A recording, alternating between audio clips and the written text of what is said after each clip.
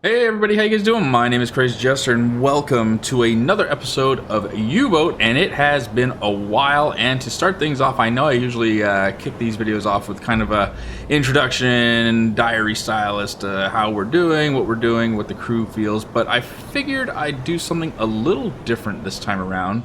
And that is while I'm playing, I wanted to talk about the full release of the game that is happening, as well as numerous updates that are accompanying the full release of the game that, quite frankly, I just haven't seen anybody announce or talk about in videos, which is kind of a shame because I didn't really know about them until I was kind of just wandering around the U-Boat page on Steam, and then saw the full release and then another release that they had done for updates back in June. Now I know it's been a while since I played this game, so let's get into it without further ado. Now throughout this whole video, you guys probably aren't going to see me do a whole lot of edits like you do in my other game. You'll actually see me play as I do when I'm making recordings of this game, so it's going to be a little bit slower play, but at least you kind of get an idea of everything that I do as I go along while I'm making these videos for you guys. So without further ado, again, let's get right into it. So the first things that are happening that are coming to the game,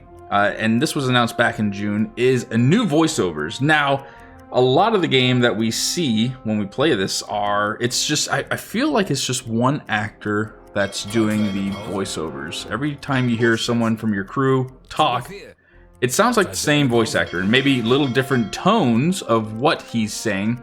However, the same actor nonetheless. Now, while I enjoy the voice actor that is in this game, I think he sounds awesome. The fact that they're going to be adding new voice actors is just as exciting. And there's a video that shows up on Steam, and periodically through this video, I'll throw some images up on the screen as we're playing here, just so you can kind of see what I'm saying. But there's definitely a video that you can see on screen from the June release of this game, or excuse me, the June update of this game, where it shows the officers talking in different tones and dialects. It's not just one actor, it actually sounds like there's multiple actors that are doing this. And that is all because they hired numerous voice actors to come in and redo the voice acting. So that is going to be exciting in and of itself. I can't wait to see how that's going to do.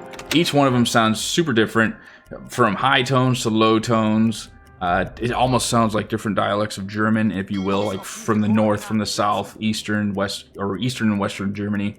It's pretty awesome, and that's going to add that little extra depth that we don't usually get to see, which is going to be fun. Now, another thing that they're going to be adding in the full release, and this is another exciting one, especially for some of the viewers that have been commenting about performance issues that they've had with the game. I don't play this game on absolute maxed out settings. I usually turn some stuff down. I mean, I definitely, let me go ahead and slow this down for you. Like the quality of the sea, I think it looks good, but if you believe it or not, this is the lowest setting that I can have for the quality and resolution for the sea. And again, I think it looks absolutely magnificent. Now, I can only imagine if I put this on max, there would be some glares and maybe little fine details in these ripples within the waves that we would see, but I'm not too worried about that. But what they are going to be adding is DLSS support for the people that are running those NVIDIA cards, and for people that run DLSS, you already know what that is.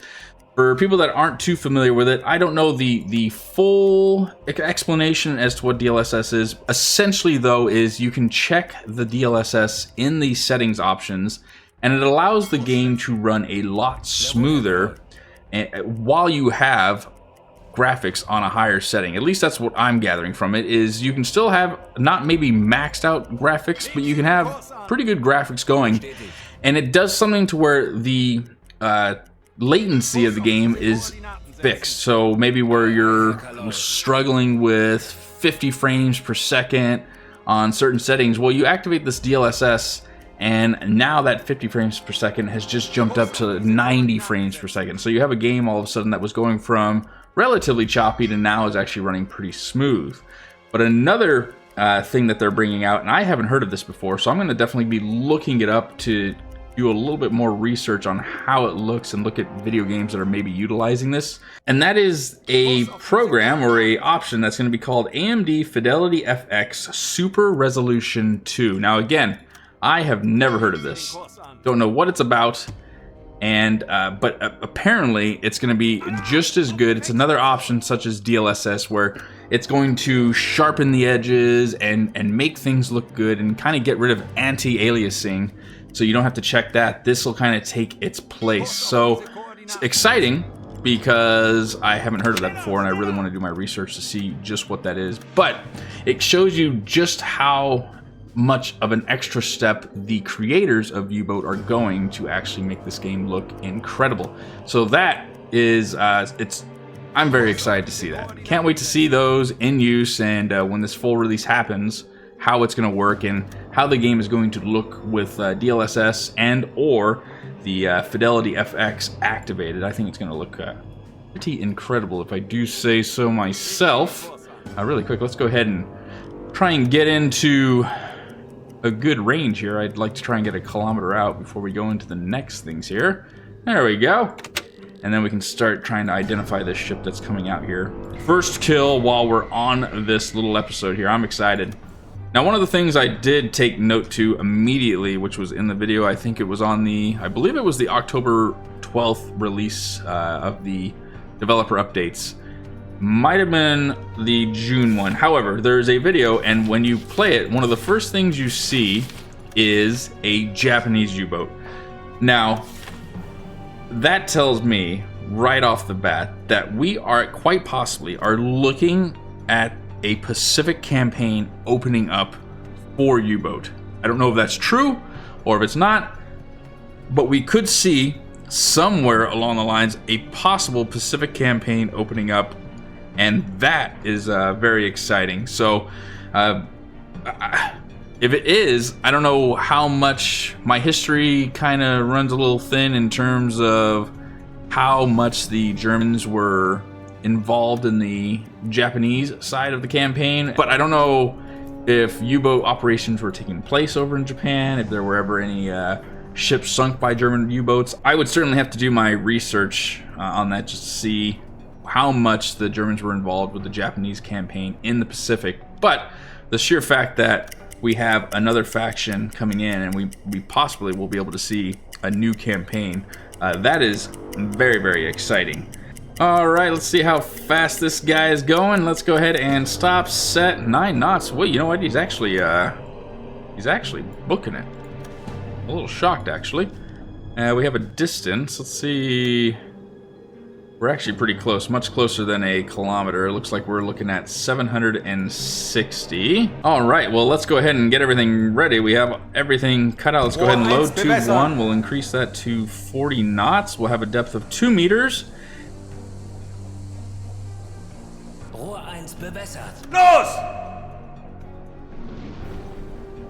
So let's go on while we're waiting for this torpedo to reach target, talk about the next topic, and that is the fact that there's going to be a revised, refined campaign and side quests. Now, that is going to completely change the game. It's going to be like a brand new game, essentially, because they are going to be... Obviously, U-Boat hasn't changed too much in terms of campaign since the game has been out.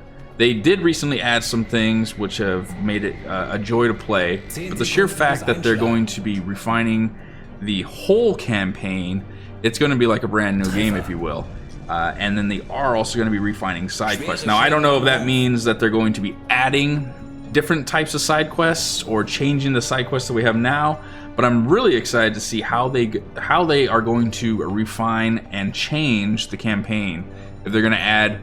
So I would like to see just a little bit more options, I guess, is what I'm hoping for the campaign. In that, usually you have your escort missions, you have your espionage missions, and then you have your basic patrol missions, like the one we're on now, where you go to a square, you travel so many miles inside, and then you have to sink so many registered tonnages of the said ship, and that's about what you have. And then every now and again they'll throw in something exciting where a news reporter wants to come and ride with you guys for the length of a mission, and he asks you little questions here and there about what's been going on and how your journey's been. That's a little new, but I don't know what I would like to see in terms of different quests or patrols, I just know I would like to see something new, and I leave that up to the devs. I'm sure they have some really good ideas in mind as to what they would like to do, so super excited to see that. One other thing that they are going to get rid of, or well, I shouldn't say get rid of, but they're going to add, they're getting rid of what is there and they're adding, and that is ports.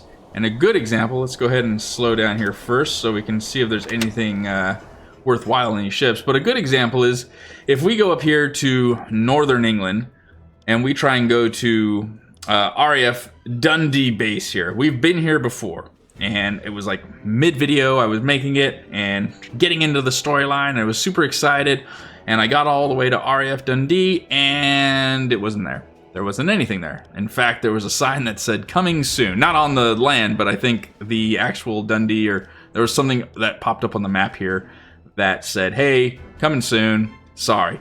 It kind of took away from the experience, and I was kind of like, oh, damn, that's kind of a shame. And it certainly wasn't realistic for the video I was making. But the developers have stated that they're going to be getting rid of a lot of the coming soon signs because they are replacing them with full-blown defenses. And you're going to go to these places where these new ports that used to have coming soon signs, and there are actually going to be ports there, or this RAF Dundee is going to be, who knows, it looks like it has a hangar, so this might be a major airfield that you might be able to infiltrate and knock out supply ships that are ferrying supplies to make British Hurricanes and Spitfires. I don't know.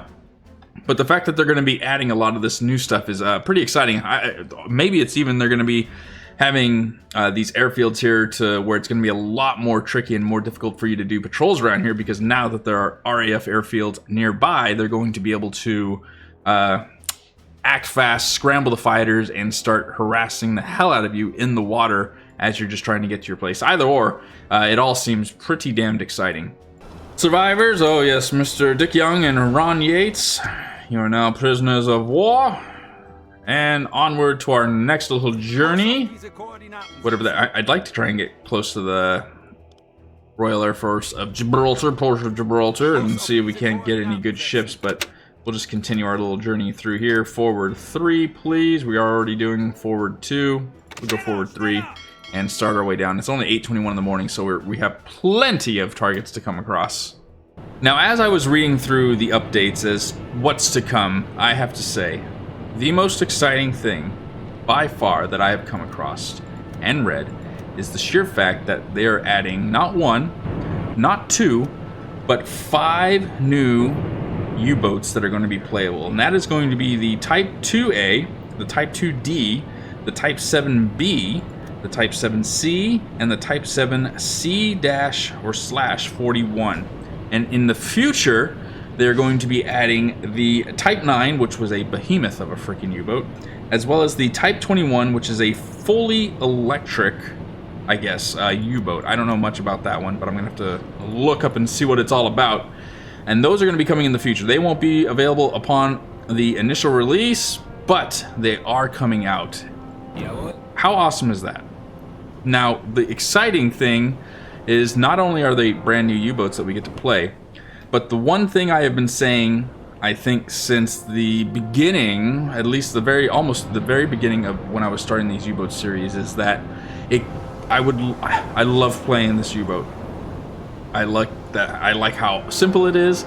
I love playing all of them, whether it's this one or the ones from 1944, 1942, everything in between. I love it. However, the one thing I did have not a problem with, but kind of a gripe about, is the fact that we had this since 1938. We are now in 1941. Now, the big gripe I had was that between 1938 and 1941, as the war advanced, so did the U-boat. They made different models of the U-boats that were new and improved. In the older U-boat games, and you can think of anyone before U-boat, one of the cool things was, in Silent Hunter specifically, is that as you progressed, you got to eventually upgrade your U-boat. And not just modules, but you would go through time and it was like, oh, congratulations, a new model of a U-boat has come out and your crew is now the captain of the brand new model. So you would lose the old model and a new model is what you would be taking control of. That's what they're saying is going to be happening with this updated model, or the updated U-boats that are coming out. Absolutely epic. Absolutely epic. So we could start in 1939, 1938, start of the war, and we'd be in like let's say a Type 2A. And as the war progresses from 1939 all the way to 1945, in between those years, when the new models come out, you are going to have the option to upgrade to said models and then take command and see the progression in just the U-boat. Absolutely incredible. Super exciting in that you aren't going to be stuck with one U-boat. You're not going to get bored of, here it is, the U-48. You're not going to get bored of just being in control of the U-48 throughout the war. You're going to have new U-boats that are coming in that are going to have new gadgets, new toys to play with, and you're going to have to get to learn that U-boat versus what you had. So from going from the Type 2A and then jumping to the Type 7B, it's going to be a bigger U-boat. It's going to have more torpedoes. It's going to have more advancements in the technology that you're going to have to get used to, excuse me. So that's going to make the game that much more exciting. Can't tell you that by far to me is the most exciting step that's happening. I can't wait for them to do that. And I will certainly start a brand new campaign from the beginning of the war once that actually occurs, because I'd love to see the progression of it. I'd love to try the Type 2A submarine. Other things they're adding to the updates and the full release when it comes out, and I'm excited about this, but I mean, it's never these things. It's Steam achievements. That's what they're adding. Those have never been a make or break for me. Are they cool? To some people, yes. For the completionists out there who want to play a game and they have achievements and they want to get every last achievement, hell yeah. That is something that they're going to be super excited about, and I'm happy that they're adding the Steam achievements, but it's not a make or break for me by any means. I can happily play this game without the Steam achievements, and I don't know what that's going to entail. The possibilities are endless. You know, you get an achievement for knocking out your first ship with a torpedo. Cool. And an achievement for knocking out your first ship with deck gun only. And then they might have the harder achievements of launch 2 torpedoes while surfaced and being attacked by a destroyer and hit said destroyer. Like the god tier of achievements, right? They're gonna have stuff like that, definitely. We need to reverse here. What are you doing, Jester? Give ourselves some room if we can. So they're adding Steam achievements. That's going to be pretty cool. I'm looking forward to them, but it's, again, if they never even announced that they were going to do that, it would not be a make or break. I'm more excited, again, for the fact of the possibility of what looks like a Pacific campaign or something to do with the Pacific allies coming in, as well as the ability and fact that they're bringing in new U-boats and we're going to be able to progress through those U-boats. But they are bringing the Steam achievements, so for anyone that's excited about those, hell yeah, right? Another thing they're doing is overall polishing of the game. They'll have, one of the things they said is that the helmsman will be working below decks constantly and not doing other little things. Crews won't clean. When you have on silent mode here, they tend to still do their cleaning and stuff. Now I don't know if that has any kind of effect when you are on silent mode and your crew is cleaning. If you click that, is the coding of the game, does it say that you are silent, and just because it's how it's written, they're still going to clean because that's the coding, and the enemies still can't hear you no matter, even though the crew's cleaning, they can't hear you because that's just how the game is wired? Or can they? I don't know. But nonetheless, when you go into silent mode, they'll polish the game up to where the crew doesn't do stuff like cleaning and polishing torpedoes and cooking, you know, flipping omelets, ready to rock and roll. So they'll do little minor polishing abilities of that sort. So that could be pretty exciting. Overall, this is looking like it's going to be a bitchin' update. Full release when it actually happens. I don't know when it's going to happen because there hasn't been an official release date, at least from what I've seen. But if I am wrong, if I am not right in this, please comment down below. Let me know if anyone else knows of a full official release date. I want to say I read something, maybe that it was end of the year, but I don't even want to say that for sure because I'm not certain. We have 2 months left in the year, so anything's possible. They could do a full release for like December, which would be really fun. but it could be we'd have to wait as long as early next year. And again, it's gonna be awesome. Just wait, be patient. You're gonna love it. Everybody knows you're gonna love it. I know you're gonna love it. I know I'm gonna love it. I can't wait. The path that UBOAT is taking, and the fact that we have developers that are reading the forums and listening to their audience is just words can't describe how happy I am to see that, to read that, because we finally have developers that care. They care. They listen to their audience. Their audience tells them what they need, what they want to see, what would make the game better, modders. Oh, and they're listening to it and implementing these into their game. I can't be more excited. More gaming companies need to do that. You have an audience of millions of gamers that are telling you, this is what we need, this is what we would like to see, this is what it's about. Stop, take your time, don't rush things. And yet major game companies, unfortunately, one, never listen, two, rush things, and it's an unfinished game, and it's crappy. But here you've got the creators of UBOAT that are listening to their audience. They're going to make these changes that the audience wants to see, the players want to see, to keep bringing people back. And I can't be more excited and happy to see that. Now let's hit this thing, send it to the bottom of the Atlantic, and call it a day, shall we? There we go. Looks like we almost broke the bloody front off. Serious damage, and there goes the health. You know what, and another thing I just remembered now that I don't know why it was the torpedo hitting that reminded me of this, but another thing they're adding on full release is the ability to knock out propellers and rudders of ships, which is going to be, and there goes the front of the ship. I knew I saw that thing break in half, I knew it. But you're going to be able to knock out rudders and propellers of ships. So knocking out the propeller, of course, is going to stop it dead in its tracks, which is great, so they don't keep going forward. And then knocking out the rudder will be self-explanatory. It's not going to be able to turn, or maybe it'll only be able to go straight because it's locked in a straight angle, or maybe it's locked hard left or hard right, and it's going to be doing circles around in front of you, and you can try and knock it out with a torpedo if you want to test your skills on a hardcore moving target like that, or knock it out with a deck gun. But lots of little things that are coming together in this game. So that's the new and improved UBOAT that is coming our way, and boy, let me tell you, like I said, I can't wait. It's gonna change the game completely. Any kind of mods that you have, once this full release comes out, though, they are going to have to be reworked. I wouldn't be surprised if the mods do not work, because they've said in their posts that they've had to go back and reprogram and work on coding that was older in order to implement the new thing. So with the new release, I wouldn't be surprised if most, if not all, of the mods that are out do not work, and the modders themselves are going to have to come back or go back, excuse me, and recode and kind of refine the mods so they work again. But look forward to it. Gonna be absolutely awesome, and I am looking forward to starting a brand new campaign once there's a full release. But in the meantime, that is gonna do it for this episode, ladies and gentlemen. I hope you guys have enjoyed it as much as I have, and I hope you guys enjoy the news that's coming out.